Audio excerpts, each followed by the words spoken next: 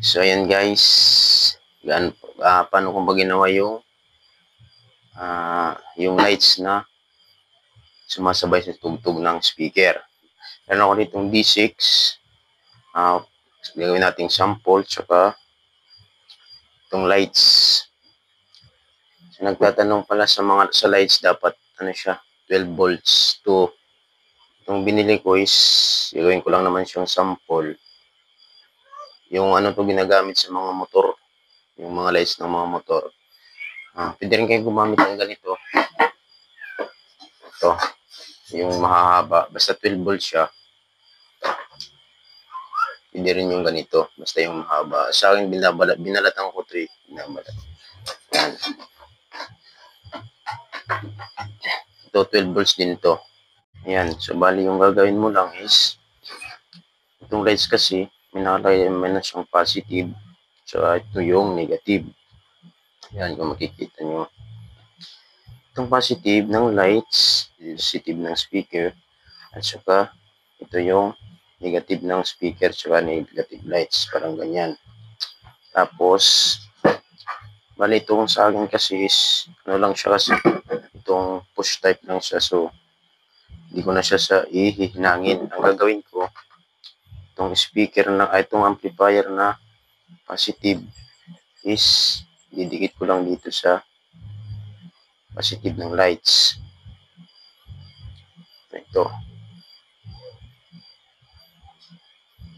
Tapos, itong negative ng amplifier is, sasamahin ko lang dito sa negative ng lights.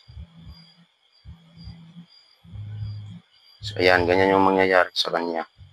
Positive ng ampli para dito sa positive ng lights.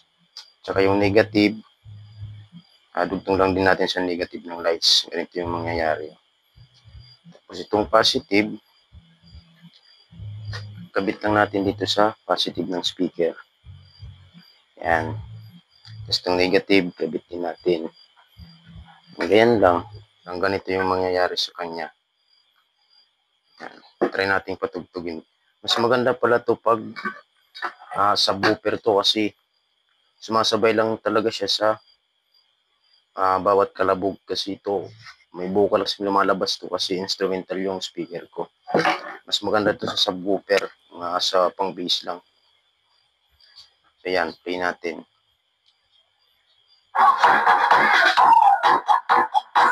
Medyo malakas. Ayan. Lakasan natin.